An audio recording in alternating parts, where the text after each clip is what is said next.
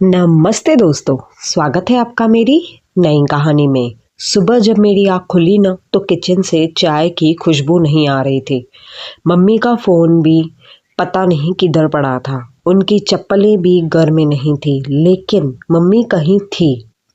Dining table पर सिर्फ एक आधा बड़ा हुआ चाय का कप और एक छोटा सा कागज़ पड़ा था, जिस पर सिर्फ इतना लिखा था, मुझे ढूंढने की कोशिश मत करना। उस एक लाइन ने हमारे पूरे घर की दुनिया हिला दी। मेरा नाम आरोही है, मेरी मम्मी मीरा हमारे घर की जान है। मुझे लगता है सबकी मम्मियाँ घर की जान होती हैं। पापा ऑफिस जाते थे, कॉलेज और मैं, छोटा भाई स्कूल जाता था, कॉलेज मैं जाती थी और हर सुबह मम्मी सबसे पहले उठकर सबके लिए नाश्ता बनाती थी, लंच पैक करती थी और हमें हँसाते हँसाते स्कूल घर से बाहर काम के लिए, स्टडीज़ के लिए भेजती थी। उन्होंने कभी अपनी थकान या परेशानी का एहसास हमें कभी नहीं दिलाया था, लेकिन पिछले कुछ हफ्तों से मैंने देखा है कि वो अक्सर खिड़की के आसपास चुप चुप खड़ी रहती हैं। मैं ठीक हूँ बेटा, मैं सब हूँ। हम पूछते हैं कि कुछ बात तो नहीं है, तो कुछ भी नहीं बोलती हैं। उस सुबह घर का माहौल बिल्कुल अलग था। पापा बार बार मम्मी को फ़ोन लगा रहे थे, लेकिन फ़ोन तो बेडरूम में ही पड़ा था। मम्मी तो फ़ोन भी नहीं लेके गई थी। उनकी अलमारी खुली थी, लेकिन उनके कपड़े वहीं थे। घर का दरवाज़ा भी अंदर से लॉक नहीं था, एक्चुअली वो बाहर से ही था।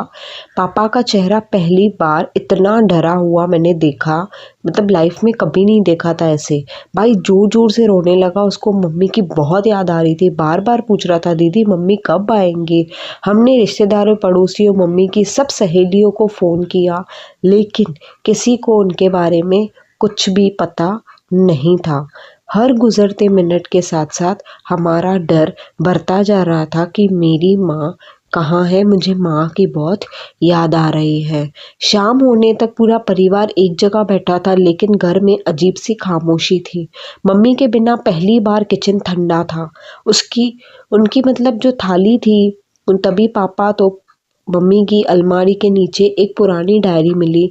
डायरी में मतलब आखिरी पेपर पे ये कुछ लिखा था कि मैं सबको खुश रखते रखते खुद को खो बैठी हूँ।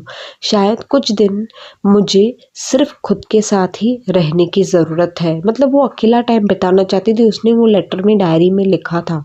ये पढ़ते ही पापा के आंखों में आंसू आ गए, क्योंकि माँ थक चुकी थी सबके लिए कर कर के। उन्होंने धीरे से कहा, मैं कभी समझ ही नहीं पाया कि मीरा इतनी अकेली महसूस कर रही है। सबका ख्याल रखते रखते, घर संभालते संभालते खुद की खुशियों को उसने मार ही दिया है, और वो हमारे लिए जीती आ रही है। इन रिटर्न में उस बेचारी को कुछ भी मैं दिला नहीं पा रहा हूँ। अगली सुबह पापा ने मम्मी की एक पुरानी दोस्त को फ़ोन किया। पता चला कि मम्मी उनके घर पर ही थी। वो सुरक्षित थी, लेकिन बहुत थकी हुई और इमोशनल थी। पापा तुरंत उनसे मिलने गए। काफ़ी देर तक दोनों ने बात की। मम्मी ने बताया कि सालों से वो सिर्फ सबकी जिम्मेदारी ही निभा रही आ रही है, लेकिन अपनी खुशी और अपनी पहचान हमेशा पीछे रखती गई। उन्हें किसी से गुस्सा भी नहीं है, बस उन्हें कुछ दिन अपने लिए चाहिए, अपने लिए जीना है। पापा ने उनकी बात ध्यान से सुनी और पहली बार उनसे कहा, अब से हम सब मिलकर घर संभालेंगे। तुम सिर्फ अकेली नहीं करोगी, और हम घूमने भी चलेंगे। तुम्हें चाहिए तुम सोलो ट्रिप पे भी जाना चाहिए, अपने फ्रेंड्स के साथ भी घूम कर आना। ज़रूरी नहीं है पूरी जिम्मेदारी तुम्हें ही हो। ये बात सुनकर मुझे बहुत ऐसे मतलब खुशी हुई कि अभी पापा मम्मी भी अपनी लाइफ जिएंगे। बहुत सारे पेरेंट्स सेक्रीफाइस करते हैं अपने बच्चों के लिए। कुछ दिन बाद मम्मी घर वापस आ गई थी। इस बार घर का माहौल बदला बदला हुआ था। पापा किचन में उनका हाथ बटा रहे थे, साथ साथ में दोनों बातें भी कर रहे थे, गॉसिप भी कर रहे थे, चाय भी पी रहे थे। मैं और भाई भी घर के काम बांटने लगे थे। मम्मी के चेहरे पर धीरे धीरे वो पुरानी मुस्कान लौट आई।